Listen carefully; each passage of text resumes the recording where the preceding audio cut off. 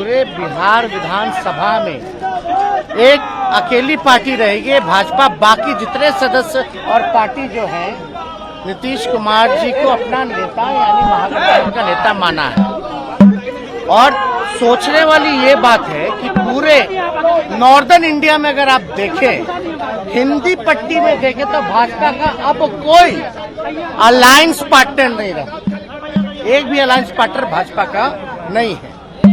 और ये तो इतिहास बताता है कि भाजपा जहां रहती है, जिसके साथ रहती है, उसको खत्म करने में लगी रहती है। आप पंजाब देख लीजिए, आप महाराष्ट्र देख लीजिए, और जो बिहार में हो रहा था वो किसी से छुपा है क्या?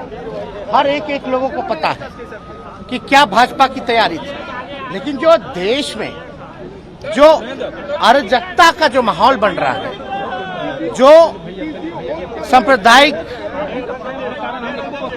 जिस प्रकार से फल फूल रही है, जिस प्रकार से सामाजिक न्याय पे हमला हो रहा है, उसको देखते हुए, देश के माहौल को, स्थिति को देखते हुए, चाहे महंगाई हो, बेरोजगारी हो, आप अर्थव्यवस्था देख लीजिए, देश की सुरक्षा देख लीजिए, चीन घुस करके घर बना लिया, गांव बसा रहा है, आप क्या कार्रवाई कर रहे हैं? तो पूरी चीजों को देखते हुए, और आज का तो दिन भी बहुत ही महत्वपूर्ण दिन है। और महत्वपूर्ण दिन क्या है कि आज के दिन ही क्विट इंडिया की शुरुआत हुई थी, यानी अंग्रेजों भारत छोड़ो का नारा शुरुआत हुआ था। तो आज बिहार ने एक बार फिर से दिखा दिया है, देश को संदेश दिया है, टोटल देश के जितने विपक्ष हैं उनको संदेश दिया है, एक दिशा दिखाने का काम किया है कि जो मजबूती के साथ जनता के सवाल को लेकर के लड़ता है, वो मजबूती के साथ जो है जनता के साथ जो खड़ा रहता है, वो को जनता जो है पूरी तरीके से स्वीकार करती है और जनता विकल्प चाहती है। आप देख लीजिए, बिहार को विशेष राज्य का दर्जा नहीं मिला।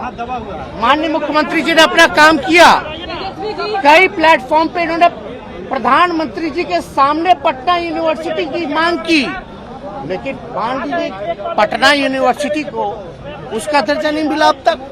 विशेष पैकेज का क्या हुआ?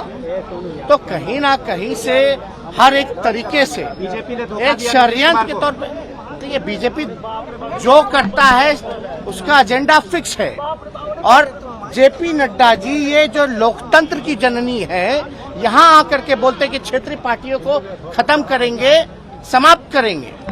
तो इसका मतलब क्या है? यानी विपक्ष को समाप्त करेंगे। विपक्ष को समाप्त करेंगे मतलब लोकतंत्र को समाप्त करेंगे। यानी लोकतंत्र की जननी में आकर के आप लोकतंत्र को चुनौती दे रहे हैं, ये बिहार के लोग नहीं सहेंगे। ये हमारा दायित्व है सबसे पहले देश के संविधान को बचाना।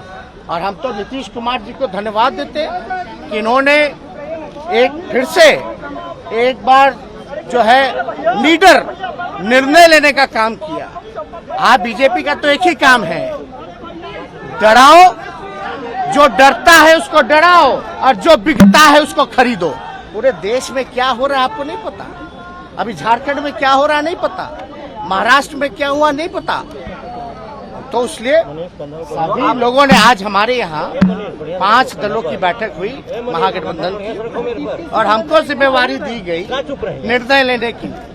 तो हमने यही बोला कि मुख्यमंत्री जी अगर कोई निर्णय लेते हैं उसके बाद हम अपना निर्णय लेंगे। इन्होंने निर्णय लिया बिहार के हित में, नेशनल इंटरेस्ट में, लोकतंत्र बचाने के लिए, संविधान बचाने के लिए, अमन चैन गंगा जमुना तहजीब बचाने के लिए। तो इसलिए, और हम लोग तो समाजवादी लोग हैं, हमारे पुरखों की जो विरासत है वो कोई और ले जाएगा क्या? ये हमारे पास रहेगा। तो इसलिए माननीय मुख्यमंत्री जी को धन्यवाद देते हैं। हम अपने पार्टी के राष्ट्रीय अध्यक्ष आदरणीय लालू जी को धन्यवाद देते हैं कि बीमार अवस्था में भी जो है, जो उनका भी जो निर्णय है, क्योंकि राष्ट्रीय अध्यक्ष है, उनके पास जब प्रस्ताव गया तो उनसे जब हम लोगों ने बात की, पार्टी के लोगों ने बात की, क्योंकि हर एक लोग, बिहार की जनता, हमारे पार्टी के वर्कर, हमारे पार्टी के विधायक, सब लोग चाहते थे कि जो किसी भी तरीके से भाजपा का जो एजेंडा है उसको बिहार में नहीं चलने देना है।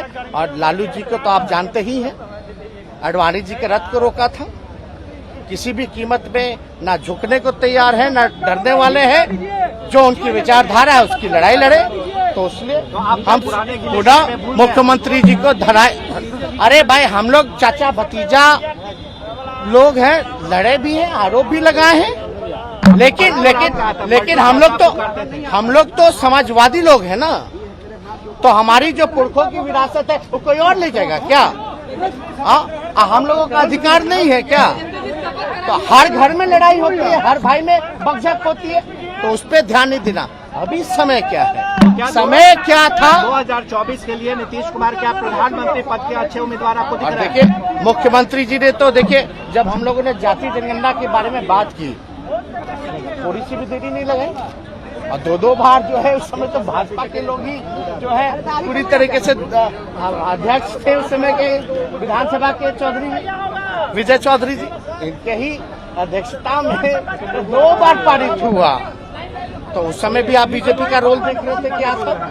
यानी जो नेशनल इंटरेस्ट का जो एजेंडा था उसमें भी कितने इनका तो मूड क्लियर था। तो क्या पीएम मटेरियल आपको दिख रहा है? पीएम के लिए आपके दावेदार मानते हैं? आप एक बात समझ लीजिए, ये सवाल हम मुख्यमंत्री जी पे छोड़, हमको इस पे कोई टिप्पा टिप्पणी नहीं करना है। लेकिन आप इतना तो आप जानते हैं कि सबसे देश में अगर सबसे कोई अनुभवी मुख्यमंत्री है तो नीतीश कुमार जी है। सबसे अनुभवी, परिपक्व, और काम तो किया ही है, ऐसा कोई इनकार नहीं सकता। कुछ लोग तो प्रचार का काम कर। नरेंद्र मोदी को क्या नीतीश जी दे सकता है चुनौती?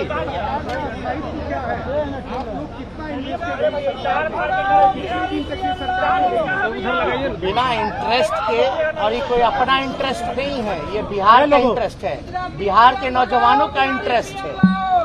इसलिए 10 लाख जो रोजगार देने की बात की थे, क्या आपकी सरकार में हम लोगों की बात चलेगी? अभी तो 10 लाख नौकरी, एक बार तारीख तो तय हो जाने दीजिए, 10 लाख तारीख तय हो जाने दीजिए, जनता के दुख दर्द को दूर किया जाएगा।